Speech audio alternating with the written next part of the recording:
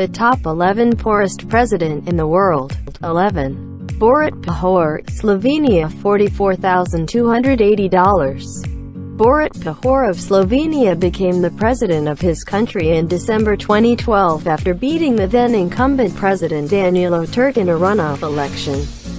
Pahor comes from the Social Democrats Party and was a member of the country's National Assembly for a number of terms. He even served as chairman of the Assembly from 2000 to 2004. In 2004, he became a member of the European Parliament.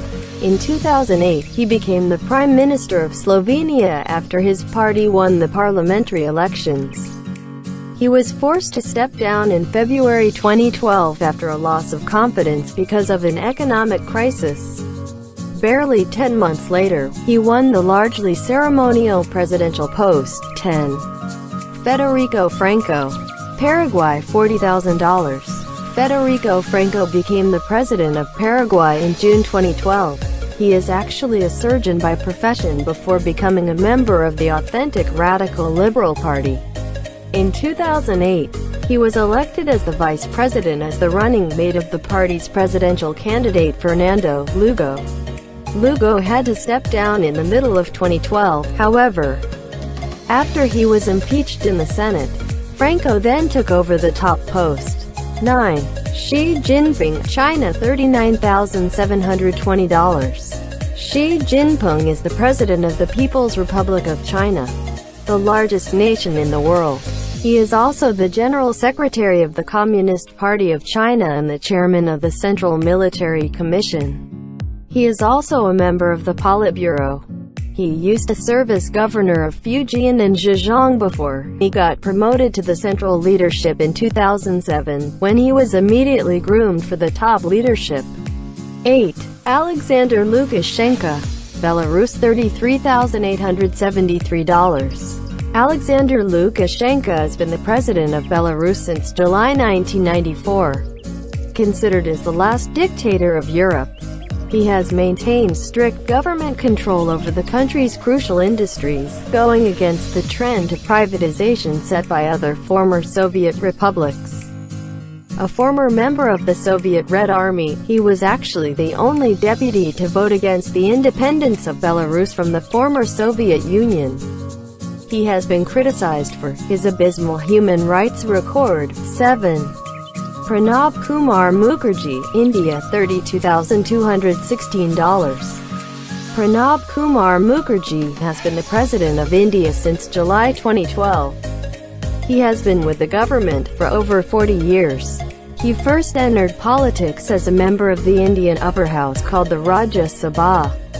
He then became one of the most trusted assistants of then Prime Minister Indira Gandhi.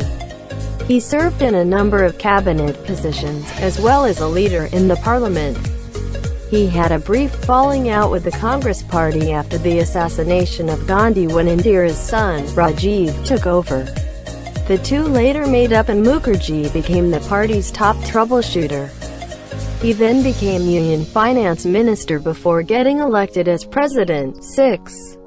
Marin Rakov Nikolov has been acting Prime Minister of Bulgaria since March 2013. He took over after the resignation of the previous Prime Minister Boyko Borisov, who has been accused of corruption, money laundering, connection with organized crime, curtailing press freedom, racism and xenophobia. Low living standards and the high cost of energy led to huge nationwide protests that forced him out of office. Rakov then took over as both Provisional Prime Minister and Foreign Affairs Minister after his appointment by Rosen Plevneliev, the President of Bulgaria. Rakov also once served as the country's ambassador to France. 5. Robert Mugabe, Zimbabwe, $18,000. Robert Mugabe has been the president of Zimbabwe since December 1987. He was once seen as a hero after leading guerrilla forces against the then-white rulers of Rhodesia. He took power in 1980 as prime minister before becoming president in 1987. He has been involved in a number of controversies, specifically the plunder of neighboring Congo in the guise of helping the latter's government. His land reform program has also been characterized by violence as he seeks to redistribute land that was inequitably distributed during his country's time as a colony of the United Kingdom. 4. Hamid Karzai, Afghanistan, $6,300. Hamid Karzai has been the president of Afghanistan since December 2001.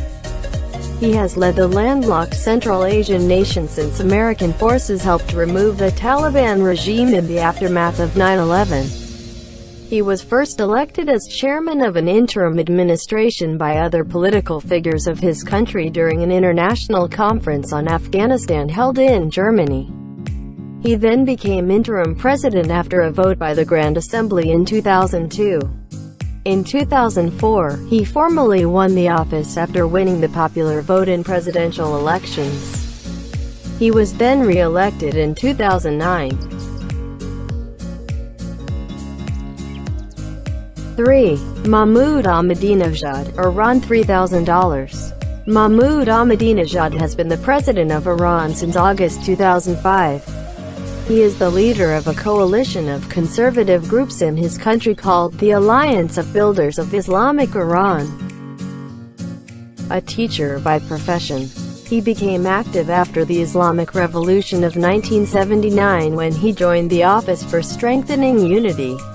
After a stint as a provincial governor, he went back to teaching, only to return to the limelight after getting elected as mayor of Tehran in 2003.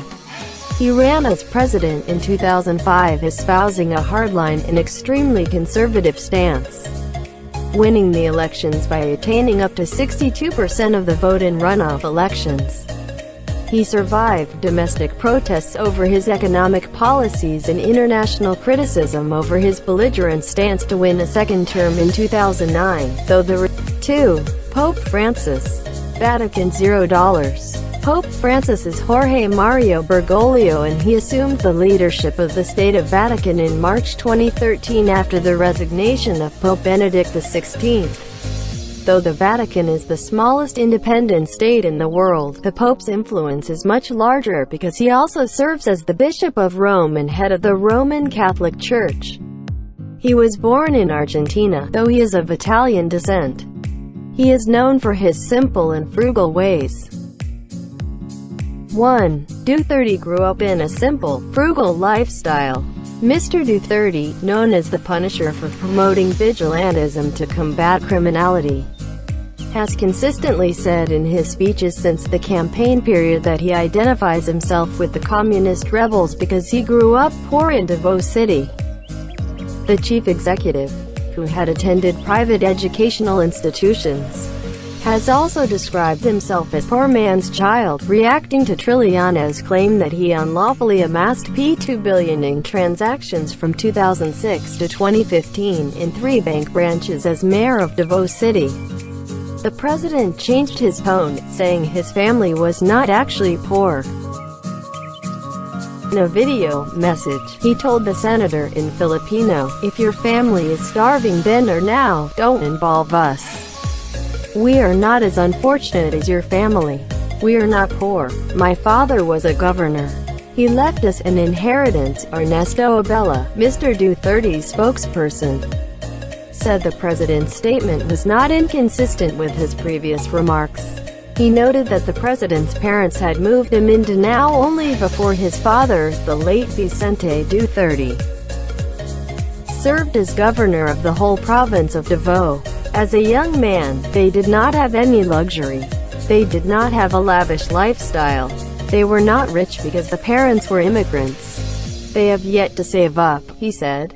Abella said the Duterte family really had nothing, as the president's parents were both government employees.